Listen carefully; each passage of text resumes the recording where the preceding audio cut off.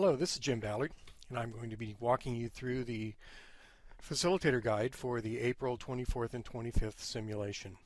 Before we start, I want to let you know that this material was developed at the University of Washington, and it was developed for the professions of pharmacy, medicine, and nursing. Subsequently, the Medical University of South Carolina adapted it and increased the number of professions. They added dentistry and physical therapy and a couple of others, including health researcher and administrator. And then we have revised that, adding the final health profession that we'll be working with, which is speech pathology. I'm going to be walking through the general agenda and then walk you through the specifics of what each of these components within the general agenda are. And then we're going to talk about how to find information on Blackboard about where you will be. This is the agenda for the simulation. The first 10 minutes you're going to be setting up the learning environment.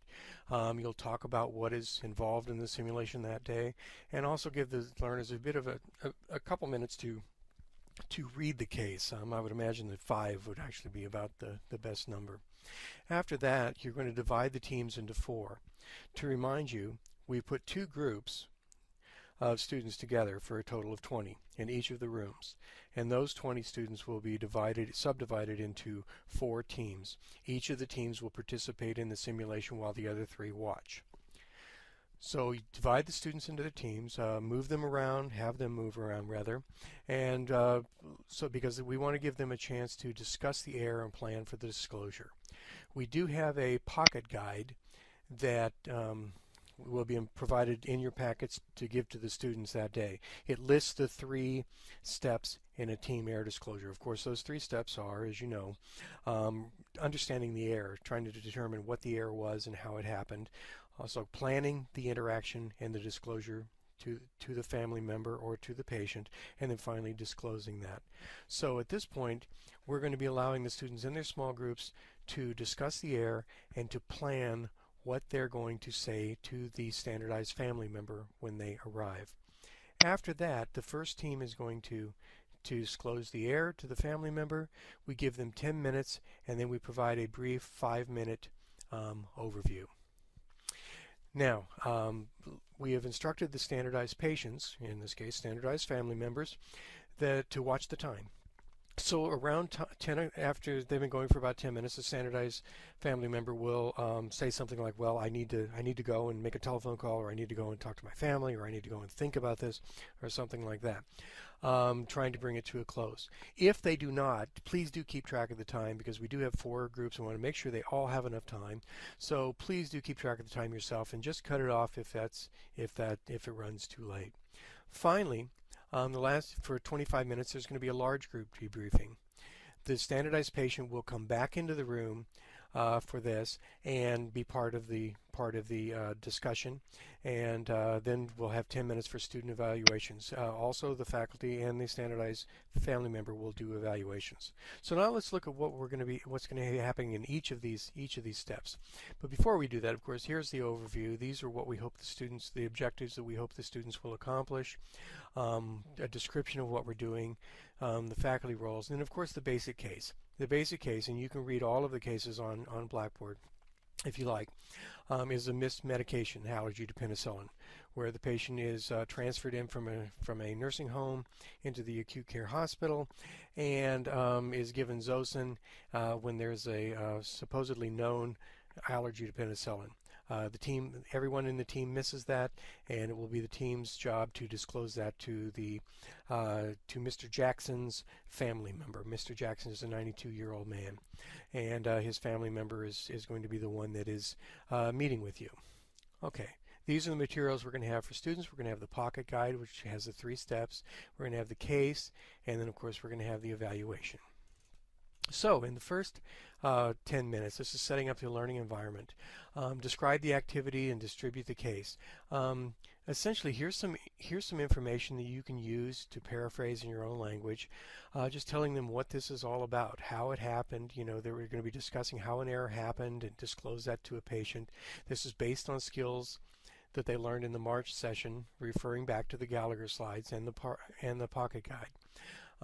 So those are the instructions, distribute the case, and allow them time to review the case and then meet with their group. This is the information that's going to be in the Pocket Guide. Again, these are the 3 steps and the components within each of the 3 steps that they should think about as they're approaching them. The first, the team discusses the error. They acknowledge the error, conduct a blame-free communication, demonstrate team-oriented communication, negotiate differences of opinion collaboratively. Then they're going to plan for the disclosure. And then ultimately they're going to disclose to the patient. And these are some of the things that we expect them to be able to do. Have a very explicit disclosure of the patient, respond forthrightly to patient questions about the event, apologize upfront and early in the conversation, exhibit general communication skill with the patients and each other, and it's very important to make sure that it is a blame-free disclosure and acknowledge their personal role and offer plans to prevent future errors and follow up with the patient. These are very important because these are some things that patients will want to know. So then we have the actual team disclosure of the error, and there will be 4 of these. So the first 10 minutes, we'll ask them to, the first team will go, ask one of the teams to volunteer. They likely won't, so you'll probably appoint one. Might start with team 1. Of course, thank them. Move them into a circle if possible. Depending on the room you're in, you may be in a classroom or a conference room, but we'll try to have chairs up front in either case, so you can have a place for the standardized family member to sit and the other students to sit around them too. Then after the 10-minute debrief, here are some questions you might want to consider asking them. And this is, again, focused just primarily on this team. What we're asking is we want them to reflect on what they feel went well, what they did well, what could have been done better, how they would do it again if they, could think about it and go back and do it again. You'll notice under D, what is one outside observation from the other students observing the interaction. You may or may not have time for this. I think we'll have plenty of time. We should have plenty of time for a general debriefing after all 4 teams have gone. So if you want to skip that, this is fine. Then, once all 4 of the teams have gone, you'll have a debriefing in a large group. And here are some potential questions that you might want to consider. What are the challenges of open disclosure of medical errors? What are the positive outcomes that can result? What were the challenges of interprofessional teams around the error disclosure? And what are the strengths of interprofessional approach towards error disclosure? Again, the standardized patient will be involved in this debrief too, so give them an opportunity to describe and ask questions about what they felt. They will not be giving suggestions, rather, of, okay, when you said this, you should have said that. What they're going to be doing, and they're very good at this, is telling the students how their behaviors and their communication made them feel as a patient. So, for example, when you looked at me out of the corner of your eye, you made me feel like I was, you made me feel badly. Not sure what it'll be, but something like that. Or when you introduce yourselves, when each member of the team introduced themselves, I was no longer fearful of why this entire team of people were coming in to approach me. So they're very good at giving positive and constructive feedback. The evaluations are in your packets also. The evaluations will be done, the same evaluation will be done by the students, the faculty member, and by the standardized patient. You will complete one of these evaluations for each of the teams that were involved in the simulation. Likewise, the standardized family member will complete one evaluation for each of the teams with whom they interacted. Also, each of the teams themselves will complete one evaluation. Now, the students will not complete this evaluation individually. There will be 4 copies for the evaluation to give to the teams, and they will complete it as a group. That's why we provided 10 minutes at the very end, so they can walk through, have the time to really discuss what they did well and what challenges they approached. Some more information you might want to look at. Here are some facilitator resources. These are some questions that questions and comments that you might want to bring up to the students at the very beginning. Things that we're to make sure that they think about, like advocate for full disclosure. You'll recall from the March simulation that the team did not fully disclose. They gave half-truths, and it got them into trouble. It's important for them to think about and anticipate the questions that the family members will have when they're and plan their responses. Do they think the family member is going to be angry? Do they think this family member is going to be sad? Have them think about how they're going to deal with that if that comes up. Also have them think about who's going to be the leader in this group, who's going to speak first, if one person is going to speak, if they're going to divide it up. Have them make these decisions before actually disclosing. We have some potential learning pearls here for the error disclosure simulation. You might want to familiarize yourself with these. I won't read through them now. One thing that I will point out is number 8. This is a serious, when these occurrences happen in real life, they're serious and they very rarely end in a happy ending. For this reason, they can end more positively or less positively, but they're not going to end happily necessarily. So have the students, remind the students that even in the simulation and certainly in real life, they may be experiencing some very powerful emotions, and that's okay. But also, as we get to number 9, recognize that the other members of the team are also feeling these emotions, or different ones, but yet similar ones. So to be there to be helpful for each other.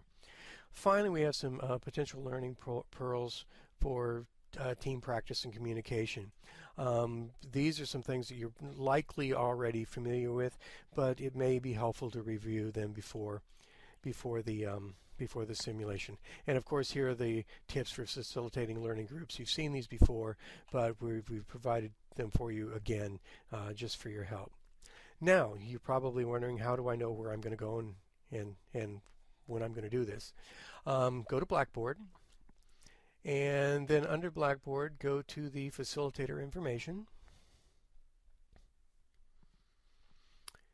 and then scroll down to the April materials. And you'll see here that what this contains here, it contains the April facilitator guide, excuse me. That's exactly what we just went through. We also have the faculty location and time guide. That's where you're going to be in, what room you're going to be in. And then we have the case itself, the simulation case, all the various students' roles themselves that you can review if you have time.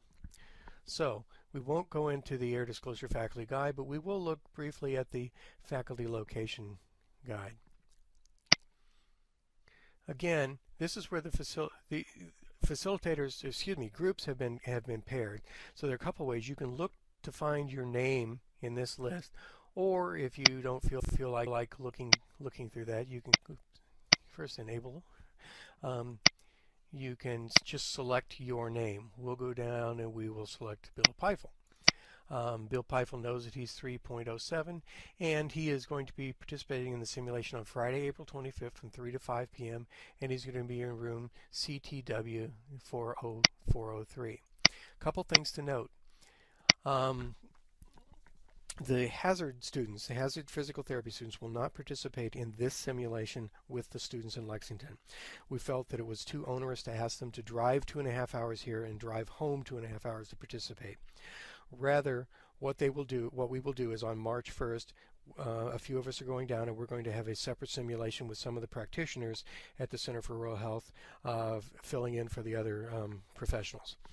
Also, as you know, the large-scale interprofessional events, the one that occurred in August, the Common Reading Experience, the January experience, and then this one, all occur at the same time. So if your team went on Thursday for the Common Reading Experience in August, you would go on Thursday again for this.